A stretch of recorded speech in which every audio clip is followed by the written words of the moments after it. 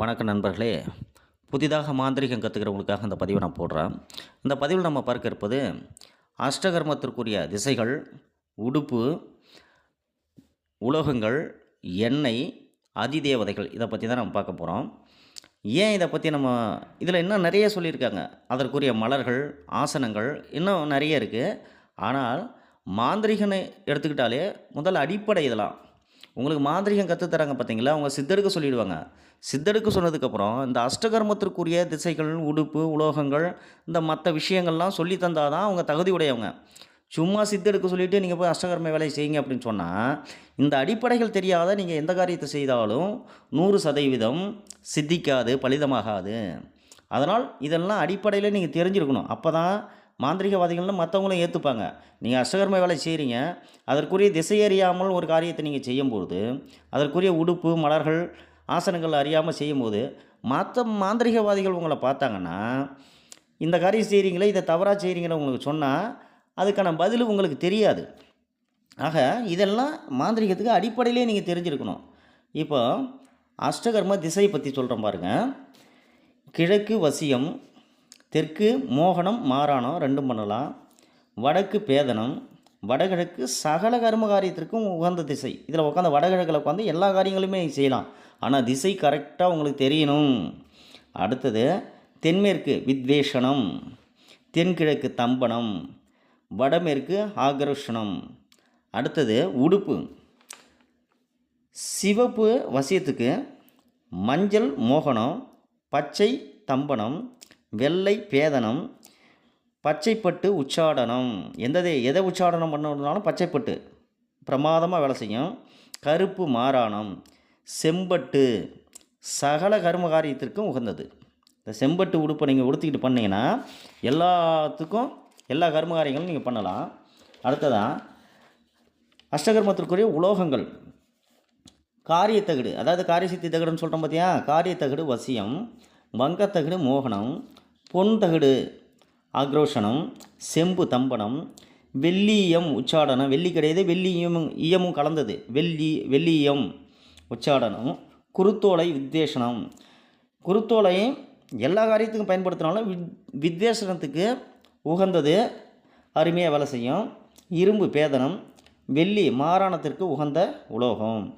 வெள்ளி எல்லாத்துக்குமே பயன்படுத்தலாம், ஆனால் மாராணத்துக்கு ரொம்ப சிறப்பாக வேலை செய்யும். அடுத்தது அஷ்டகர்ம எண்ணெய்கள்.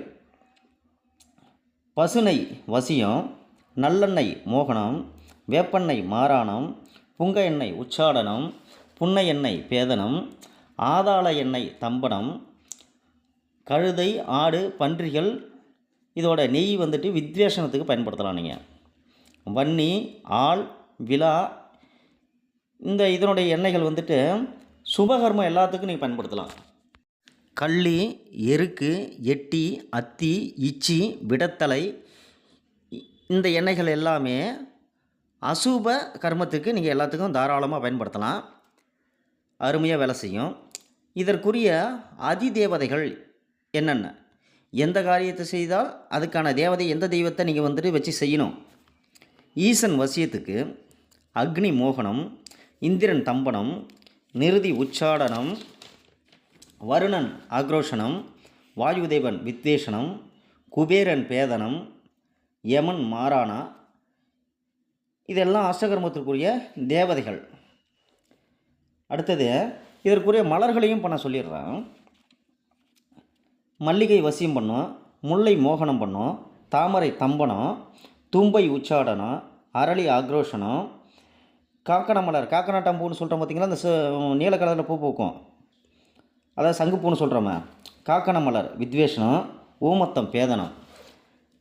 கடலை மலர், நீங்கள் எந்த கடலை உடைய மலர் எடுத்து நீங்கள் பண்ணாலும் மாராணம் பண்ணலாம். அஷ்டகர்மத்துடைய மலர்கள் இதெல்லாம்.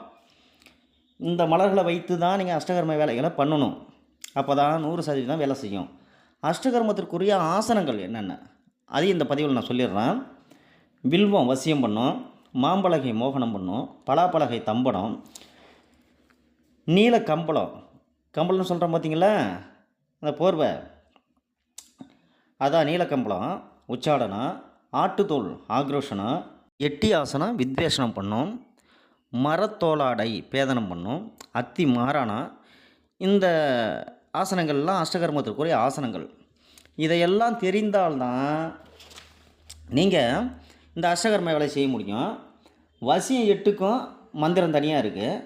அது மாதிரி ஒவ்வொன்றுக்கும் மொத்தம் 64 வசியம் 8. இந்த அஷ்டகர்ம 8 கர்மத்திற்கும் 8 விதமான மந்திரங்கள் இருக்குது. இந்த மந்திரங்கள்லாம் தெரிஞ்சுக்கணும். அதை அடுத்த பதிவில் நான் போடுறேன். முதல்ல இந்த அடிப்படை விஷயங்களை நீங்கள் புரிஞ்சுக்கணுங்கிறதுக்காக இதை தெள்ள தெளிவாக தெரிஞ்சு பயன்படுத்துங்கள். நன்றி, வணக்கம்.